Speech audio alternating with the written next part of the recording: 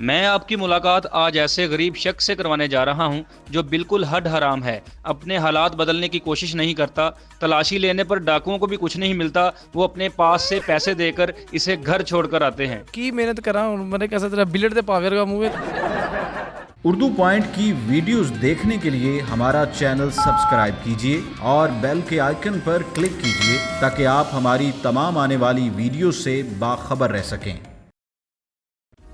अस्सलाम वालेकुम नाज़रीन, मैं हूं आपका होस्ट काका रिपोर्टर और आप देख रहे हैं उर्दू पॉइंट। नाज़रीन, ज़िंदगी में खुश रहा करें, खुश रहने का तरीका सीखें, दूसरों को खुश रखें। अगर आप ज़िंदगी में खुश नहीं रह सकते तो ज़िंदगी का कोई मकसद नहीं है, क्योंकि अगर सड़ियल बंदा हो उसकी लाइफ भी गुजर जाती है। खुश रहने से क्या और भाईजान की होया वा ए रो क्यों रहा? हादसा होया जी ਇਹਦੇ ਨਾਲ की हादसा होया?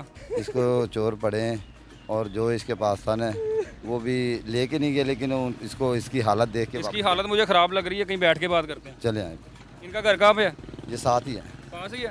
नाज़रीन, इनके घर चलते हैं। बड़ा मजबूर इंसान है, प्रोग्राम हम कुछ करने आए थे, हमें रास्ते में मिल गया। आइए इसके घर चलते हैं और बात करते हैं।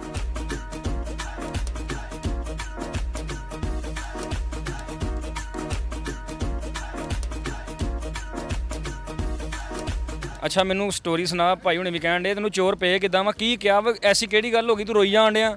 ਮੈਂ ਭਾਜੀ ਉਧਰੋਂ ਆਂਦਿਆ ਸੀ, ਉਹਨਾਂ ਨੇ ਕਿਹਾ ਕੱਢ ਦੇ ਜੋ ਹੈਗੇ। ਉਹਨਾਂ ਨੇ ਮੇਰੀ ਤਲਾਸ਼ੀ ਲਿੱਤੀ ਹੈ। ਮੇਰੇ ਕੋਲ ਮੋਬਾਈਲ ਸੀ, 10 ਰੁਪਏ ਸੀ, ਉਹਨੇ ਰੱਖ ਲਏ ਤੇ ਮੋਬਾਈਲ ਵੀ ਬਸ ਦੇਖ ਆਂਦਾ ਚੈੱਕ ਕਰੋ। ਨਾਜ਼ਰੀਨ, ਨਾ ਮੋਬਾਈਲ ਚੋਰਾਂ ਨੇ ਕਰਨਾ ਸੀਗਾ, ਇਹਨੂੰ ਵੇਚ ਕੇ ਮੁਲਕ ਦਾ ਭਾਵੇਂ ਕਰਜ਼ਾ ਲਾ ਲਓ। ਉਹਨਾਂ ਨੇ 100 ਰੁਪਏ ਹੱਥੀ ਮੈਨੂੰ ਦਿੱਤਾ ਹੈ ਕਿ ਲੈ ਫੜ ਕੇ ਕੰਮ ਸ਼ਾਮ ਵਿੱਚ ਇੱਦਾਂ ਕਰ ਰਿਹਾ ਕਰ। ਮੈਂ ਤੇ ਆ ਪਰੇਸ਼ਾਨ ਆ ਕਿ ਸਾਰੀਆਂ ਮੁਸੀਬਤਾਂ ਮੇਰੀ ਕਿਸਮਤ 'ਚ ਆਏ ਕੁਛ ਰਹਿ ਗਏ। ਇਹ ਮੇਰਾ ਘਰ ਦੇਖ ਲਓ, ਇਹ ਮੇਰੀ ਸਾਈਕਲ ਦੇਖ ਲਓ ਜਿਹੜੇ ਤੇ ਮੈਂ ਕੰਮ ਤੇ ਜਾਂਦਾ ਵਾਂ। ਕੋਈ ਐਡਾ ਤੂੰ ਹੱਡਾ ਕੱਟਾ ਬੰਦਾ ਵਾ, ਕਿਉਂ ਰੋਣ ਡਿਆ ਆਪਣੀ ਕਿਸਮਤ ਤੇ? ਮਿਹਨਤ ਕਿਉਂ ਨਹੀਂ ਕਰਦਾ ਤੂੰ? ਉਹ ਰੋਣਾ ਹੀ ਹੋਰ, ਮੈਂ ਹੁਣ ਕੀ ਮਿਹਨਤ ਕਰਾਂ? ਹੁਣ ਮੇਰੇ कैसा ਤੇਰਾ ਬਿਲਟ ਤੇ ਪਾਵੇ ਵਰਗਾ ਮੂੰਹ ਹੈ, ਤੁਹਾਨੂੰ ਮੈਂ ਹੁਣ ਕੀ ਰੋਵਾਂ? ਜੋ ਹੋਣਾ ਸੀ ਹੋ ਗਿਆ ਹੋ। ਇਹ ਮੇਰਾ ਘਰ-ਬਾਰ ਦੇਖੋ। ਤੇਰਾ ਮੋਬਾਈਲ ਚੋਰ ਕਿਉਂ ਲੈ ਕੇ ਜਾਂਦੇ? ਸਕੇ ਦੋ ਭਰਾ ਲੜੇ ਹੁਣ ਸਾਲ ਤੱਕ ਉਹ ਨਹੀਂ ਮਿਲਦੇ, ਇਦਾਂ ਹੀ ਇੱਥੇ ਕਾਲ ਨਹੀਂ ਮਿਲਦੀ। ਬੰਦੇ ਨੇ ਪੁੱਛਿਆ ਨਾ ਪੁੱਤਰ ਕੀ ਕਰਨਾ ਹੈ, ਤੇ ਕਹਿੰਦਾ ਭਾਜੀ ਮੈਂ ਹਲੀਮ ਲੈਣਾ। ਕਹਿੰਦਾ ਕਿੱਥੇ? ਕਹਿੰਦਾ ਜਿਹੜਾ ਕਿ ਆਈ ਇਹਨੂੰ ਇੰਝ ਲਾ ਦੇਣਾ। ਯਾਰ ਪੈਸੇ ਬਹੁਤ ਪਰੇਸ਼ਾਨ ਆ, ਮੇਰਾ ਮਜ਼ਾਕ ਨਾ ਉਡਾਓ ਸਰ ਪਲੀਜ਼। ਭਾਈਜਾਨ, ਇਹਦੇ ਹਾਲਾਤ ਕਿਉਂ ਨਹੀਂ ਬਦਲਦੇ? ਇਹ ਖੁਦ ਆਪਣੇ ਹਾਲਾਤ ਬਦਲੇ ਤੇ ਕਿਉਂ ਨਾ ਬਦਲਾਂ। ਇਹ ਸ਼ੁਰੂ ਤੋਂ ਹੀ ਇੰਜ ਦੇ ਨੇ, ਬਿਲਕੁਲ ਗੁਬਰ। ਜੱਦੀ ਪੁਸ਼ਤੀ ਗਰੀਬ ਨੇ। ਹਾਂ, ਜੱਦੀ ਪੁਸ਼ਤੀ ਗਰੀਬ ਨੇ। ਕਿੰਨੇ ਸਾਲ ਤੂੰ ਕੰਮ ਕੀਤਾ ਕਿ ਇੱਕ ਪੇਟੀ ਲਈ ਆ ਜਿਹੜੀ? 10 ਸਾਲ ਬਾਅਦ ਇੱਕ ਪੇਟੀ ਲਿੱਤੀ ਹੈ ਤੇ ਉਹ ਵੇਖ ਲਓ ਪੇਟੀ ਤੇ ਵੀ ਨੈਨ ਨਕਸ਼ ਤੁਹਾਡੇ ਵਰਗੇ ਲੱਗ ਰਹੇ ਨੇ। ਚੈੱਕ ਕਰੋ, ਦਿਖੇ ਨਾ ਨਕਸ਼? ਦੇਖ ਲਓ, ਵੇਖੋ ਮਸਲ ਕਿੱਡੇ ਬੁਰੇ ਟੋਏ ਟਿੱਬੇ ਪਏ ਨੇ। ਚੈੱਕ ਚੋਰਾਂ ਦੇ ਅੱਗੇ ਤੂੰ ਰੋਇਆ ਵੀ ਸੀਗਾ? ਇੰਨਾ ਕੁ ਰੋਇਆ ਉਹਨਾਂ ਨੇ, ਮੇਰੀ ਕੋਈ ਅਪੀਲ ਨਹੀਂ ਸੁਣੀ, ਮੈਨੂੰ ਕੁੱਟਿਆ ਸਗੋਂ। ਕਿੱਦਾਂ ਰੋਇਆ? ਚੋਰਾਂ ਕੇ ਰੋਇਆ ਕਿੱਦਾਂ? ਪੂਰੇ ਤਰੀਕੇ ਨਾਲ ਰੋਇਆ? ਉਹਨਾਂ ਨੇ ਕਿਹਾ ਇਹਨੂੰ ਛੱਡ ਦਿਓ, ਕਿਤੇ ਸਾਡੀ ਬਾਕੀ ਰਾਤ ਵੀ ਖਰਾਬ ਹੁੰਦੀ ਹੈ। ਤੁਸੀਂ ਸਵਾਲ ਕਰੋ, ਥੁੱਕਾ ਨਾ ਸੁੱਟੋ, ਮਿਹਰਬਾਨੀ ਟੁੱਟ। ਮੂਰ ਦੇ ਨਾਲ ਨਾਲ ਖਾਨ ਸਾਹਿਬ ਵੀ ਆ।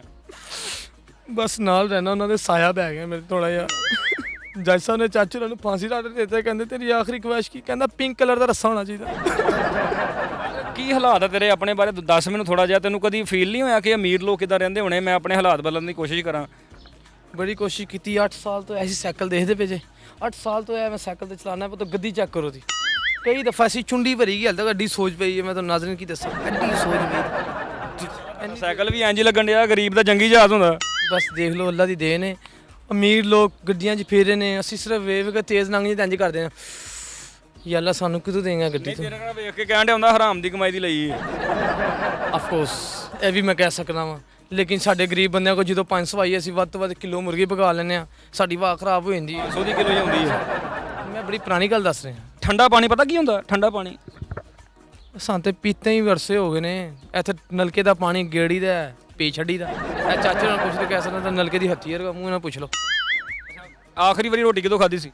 ਇਹ ਆਖਰੀ ਵਾਰੀ ਮੈਂ ਰੋਟੀ ਤਕਰੀਬਨ ਕੋਈ ਅੱਛੀ ਰੋਟੀ, ਬੜੀ ਤਕਰੀਬਨ 2 ਸਾਲ ਹੋ ਗਏ ਅੱਛੀ ਰੋਟੀ ਖਾਧੀ ਨੇ। ਨਹੀਂ ਤੇ ਇਹੀ ਖਾਈ ਜਾਂਦੇ, ਦਾਲ ਚਟਨੀ ਪਿਆਜ਼ ਗੰਢੇ ਬਸ। ਇੰਨੀ ਕੁ ਗਰੀਬੀ ਹੈ ਕਿ ਪੈਂਚਰ ਵੀ ਨਹੀਂ ਲਵਾ ਸਕਦੇ। ਅਗਲੇ ਦਿਨ ਇਹਦਾ ਚਾਚਾ ਆਇਆ ਤੇ ਉਹਨੂੰ ਕਹਿੰਦਾ ਚਾਚਾ ਪੈਂਚਰ ਵਾਸਤੇ ਪੈਸੇ ਦੇ।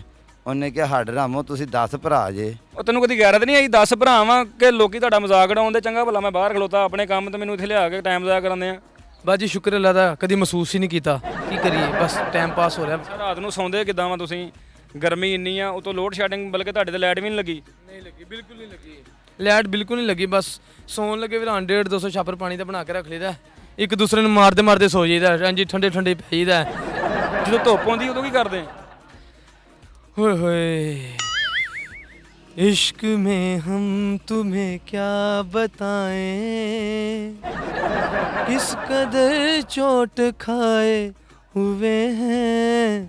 ਅੱਛਾ ਹਕੂਮਤ ਨੂੰ ਕੁਝ ਕਹਿਣਾ ਚਾਹੁੰਦਾ ਹਕੂਮਤ ਨੂੰ ਮੈਂ ਇਹੀ ਕਹਿਣਾ ਚਾਹੁੰਦਾ ਕਿ ਮੇਰੀ ਮਸਕੀਨ ਦੀ ਨਹੀਂ ਸੁਣਨੀ, ਬਾਕੀ ਜਿਹੜੇ ਦੂਸਰੀ गरीब आवाम है प्लीज़ उन्हें तो तुसी हेल्प आउट कर दो। और ये छोटी सी लाइन है इमरान खान साहब आपके लिए, हुकूमत वाले के लिए, की समझाइए सजना ऐस हुकूमत वाले आनू, कहंदे बत्ती पेजे बिना गुजारा नहीं हुंदा, गुजारा नहीं हुंदा, जिस पल लैट न दिसे मेरी निगाहां नू, उसे वेले रोक लवे रब सानू। ਜੀ ਨਾਜ਼ਰੀਨ, ਸਾਡੇ ਨਾਲ ਮਜਬੂਰ ਇਨਸਾਨ, ਗਰੀਬ ਇਨਸਾਨ, ਬੇਬਸ ਇਨਸਾਨ, ਲਾਚਾਰੋ ਆਫੀਅਤ ਉਹ ਹਸਤੀ ਮੌਜੂਦ ਸੀਗਾ।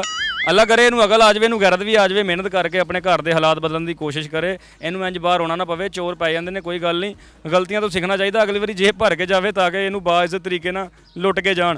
ਇਹਦੇ ਨਾਲ ਹੀ ਅੱਲਾ ਹਾਫਿਜ਼। Thank you.